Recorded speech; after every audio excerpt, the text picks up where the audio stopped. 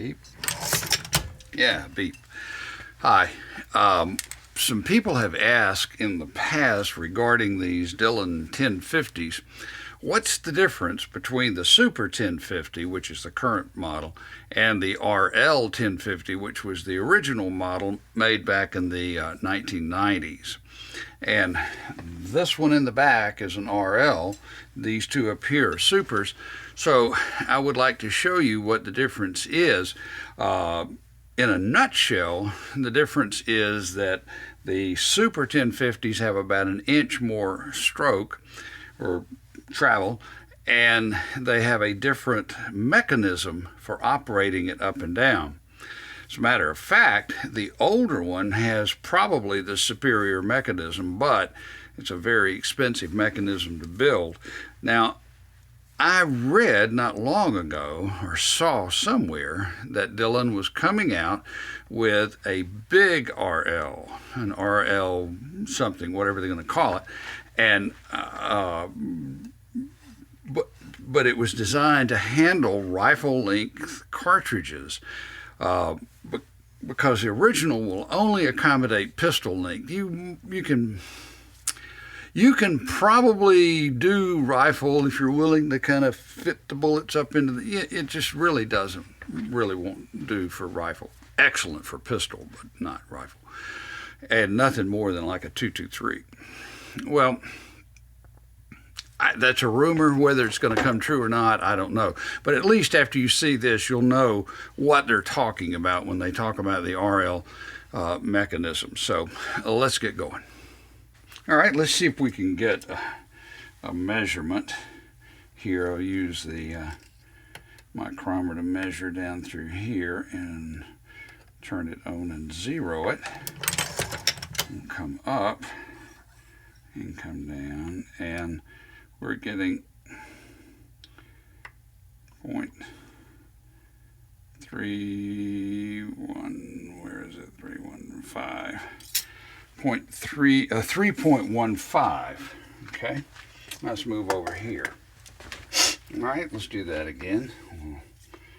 I don't have an open hole, but that's all right. I've got that. And we'll zero it. Oops. Let's get it all the way down first.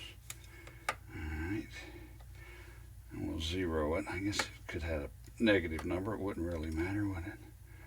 Zero. And we'll come up and do it again, and it's 2.31. Well, I had already measured it ahead of time, and I knew it was 3.15 and 2.31, and you subtract it and you get 0.84. Is that even visible? Anyway, 0.84. So what's that going to be? 15? No, not quite 15 sixteenths, but anyway, you get the 7/8 rather. You get the idea. It's between 3/4 and 1 inch more stroke on the current Super 1050 as opposed to the older RL 1050. Now, what else is different? Well, let me just tell you also what's not different, and what's not different is most everything. For example, the tool heads will interchange between the two.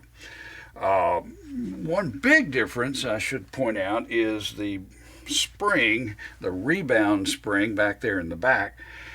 It is shorter, and there's also a little cup that goes down inside for the spring to sit in, and it's also shorter. So you have a shorter spring and a shorter cup, and together they give you the correct amount of force on here, so that when it comes up, you get spring action pretty much, there you go, all the way to the top. Now, what will happen is if you should use the short spring on the current, if you should try to reverse it and do it backwards, use the short spring on the Super 1050, then what will happen is when it'll just stop about right there, and you have to manually push it on back. Well, you can do it, but it's going to sag. It'll just sag down like that under its own weight. So without the long spring, the 1050 will work. It's just that it's going to sag down, and if you've got any kind of a clearance issue, really long rifle, that would be a big deal. Otherwise, yeah, you could do it. What about using the long spring over here? Well, you can't. if you're a better man than I am, if you can. I mean, I tried it the other day, and the force required to put it on is just tremendous. So it probably could be done, but why? Why would you do that? You would have too much force on it then. It'd just make it harder for you to work. But that's a difference. The shell feeders are the same, the shell plates are the same, the turrets are the same, and so forth.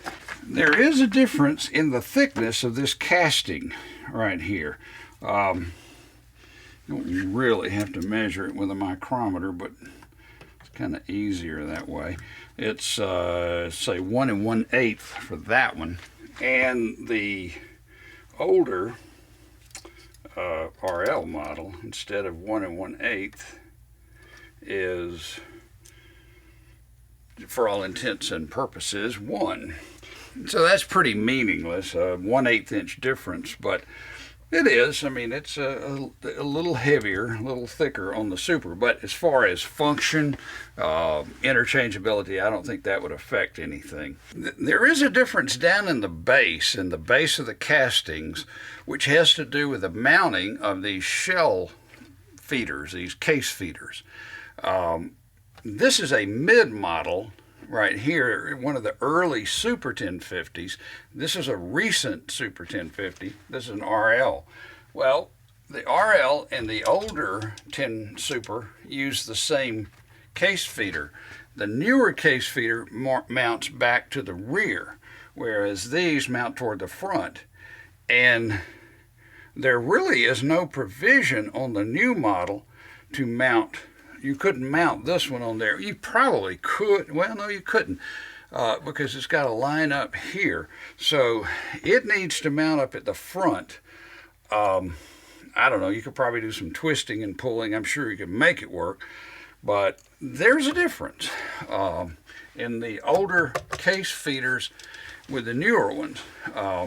And on the early Super 1050s, there were 3 bolt holes down here at the bottom to allow you to mount it in and out, whereas there's only 1 on the current one. So I'm kind of locked in with that.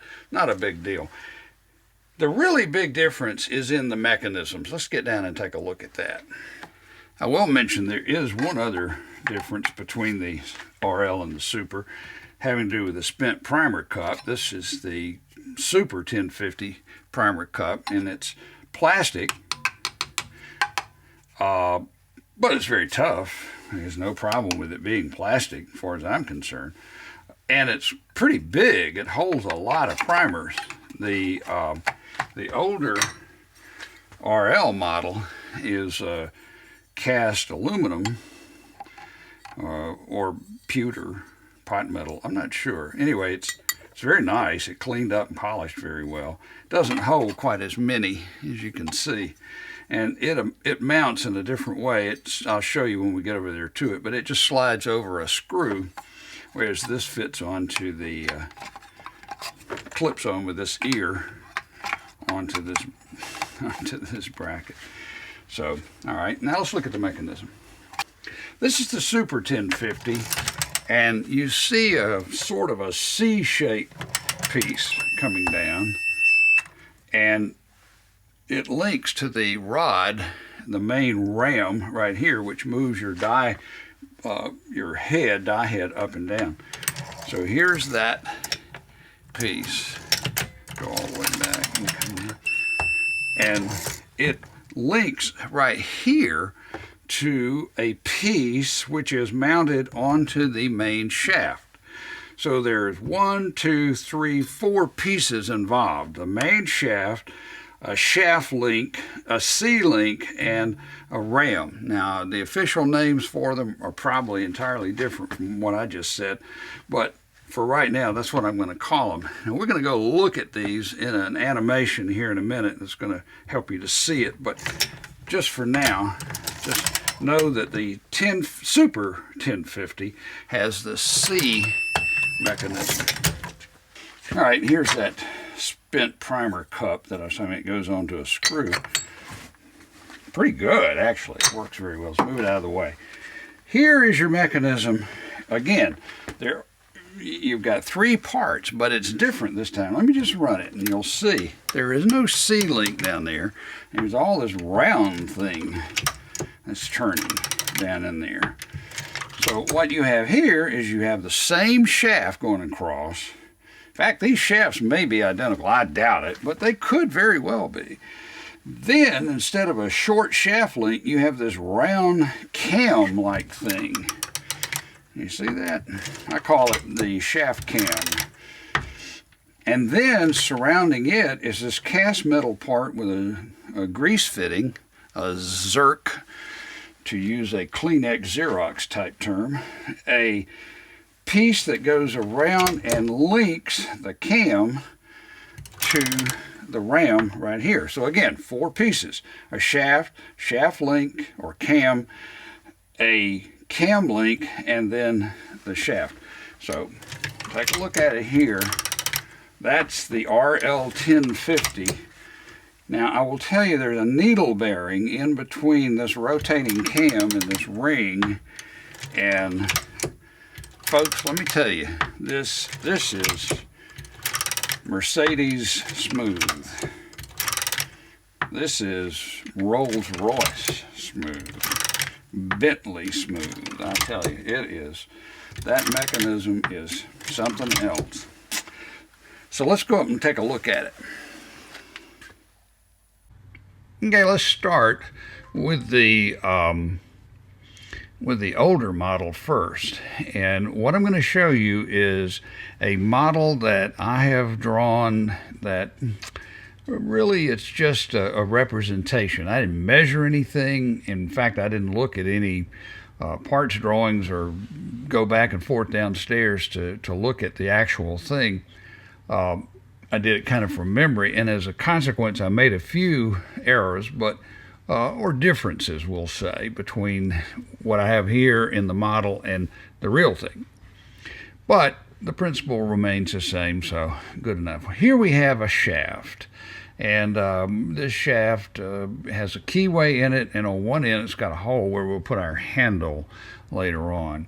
And we're starting with the current model. Did I say that already? Yeah, probably so. And the first thing I want to do is put the part on the shaft that will take the motion of the shaft and transmit it out to the rest of the thing. So here's this part, and we'll kind of pretend to put it on there like that. And at this point in time, if we rotate the shaft, nothing happens. So let's go up here and let's see, link to shaft. Yeah, I think this is it. And if we suppress that now when we turn it, see, that turns it.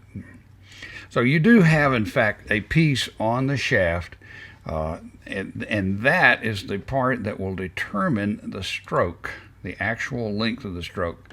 That stroke length is the distance from, let's see if we can do this here, from the center of that one to the center of that one. And you come over here,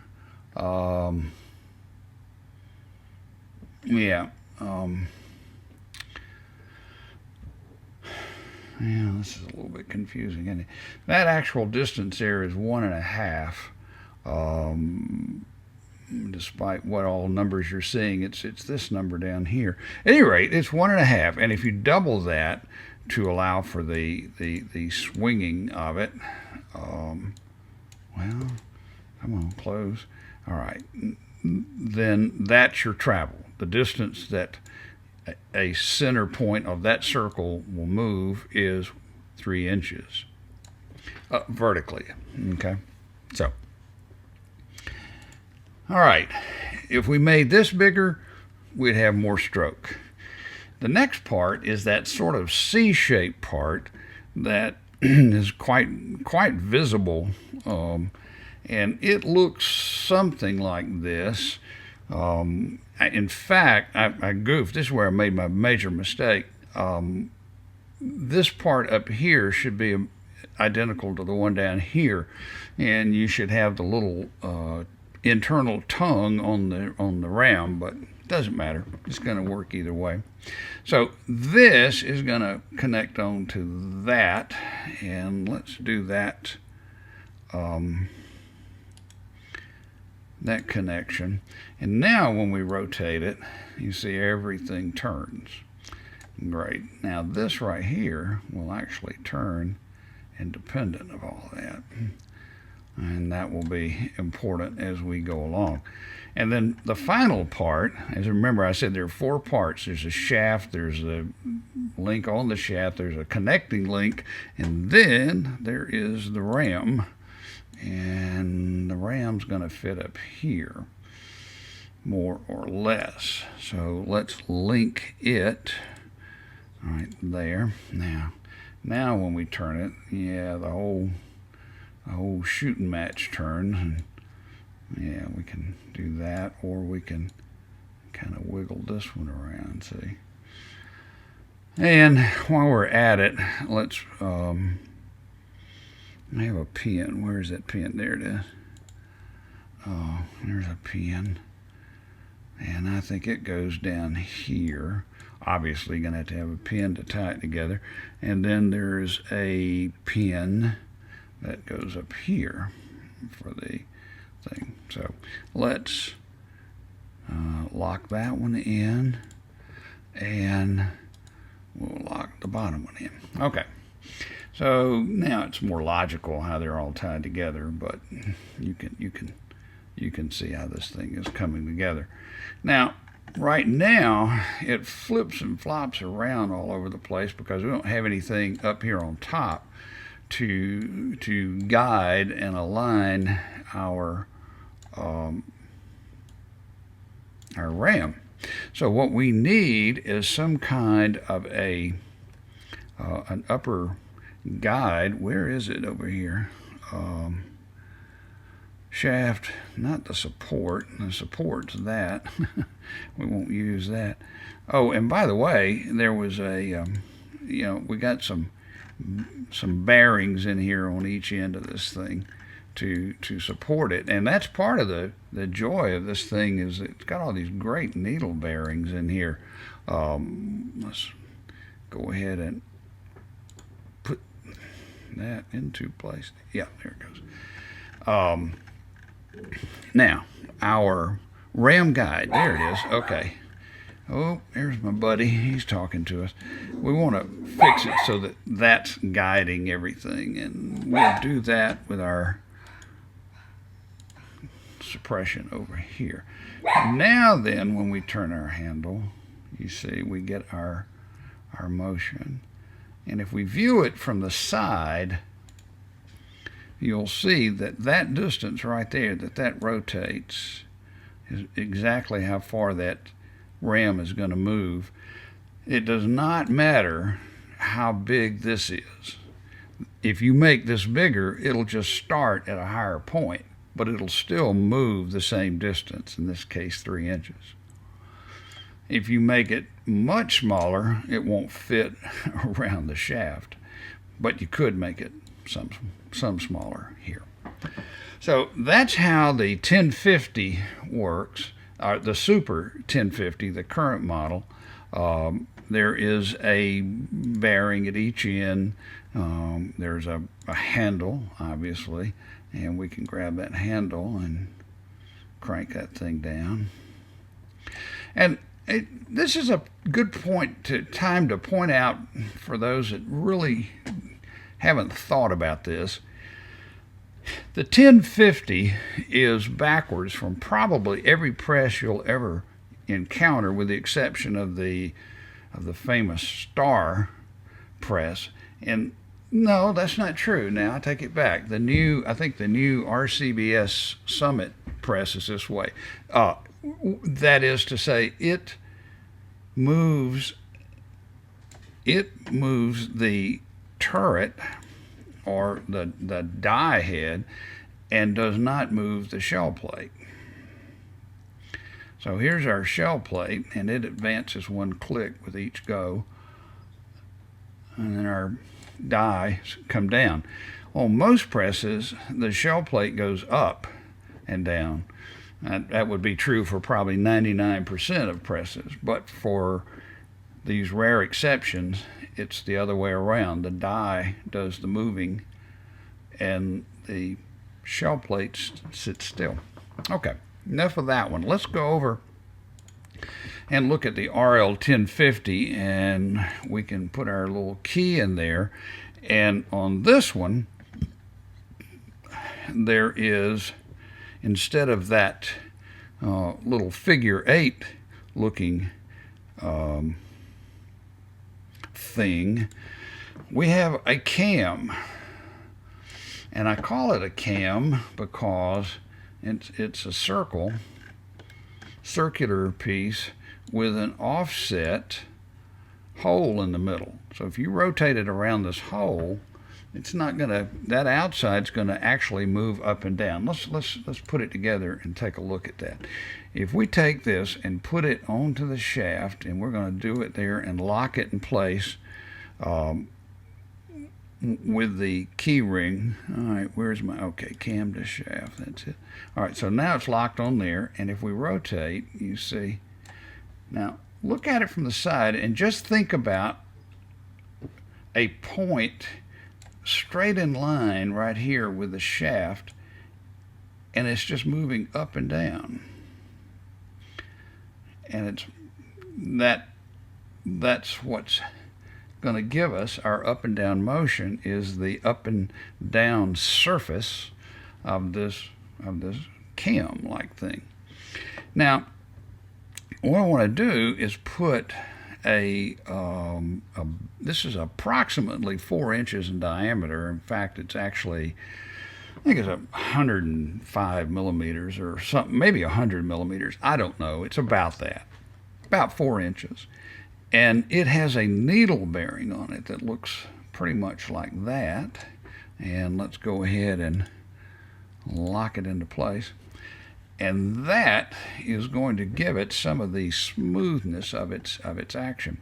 And so we now have 1, 2 of our parts. The third part is the link between this and the ram, just like before.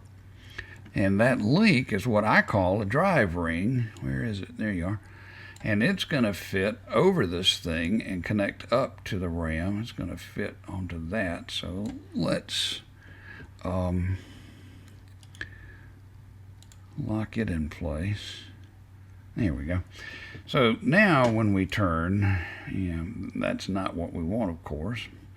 We want this to stay in a straight line, and it will when we add the ram and the guide. Where are you, ram? There it is. And so here's our ram, and we'll put it right here, and then let's the ram to ring joint. There we go. And then there is a pin. There's only one way over there. There's only one pin required on this one because it's, the joint between this driver and this driven is a slip joint. So anyway, we'll put that there, and let's unsuppress it. All right, now just like before, if we move this, it's it's kind of crazy, as my mother would say. So again, we need our guide, our ram guide up here, and we're not really in it. So let's kind of wonk it over a little bit, and let's unsuppress that. There we go. Now then, when we turn our handle, we get our motion. Let's look at it from the side. Let's put the handle on there. Sometimes that kind of helps to visualize it better. All right, so we come in here from the side, and with our handle, we're rotating, and we get this action right here. And it's really smooth, folks. I'm not kidding. And that's how it works. And again, you've got the same kind of deal. You got bearings on each end. and housing and all this kind of stuff. But that's it. That's the story of the mechanism of the two 1050s.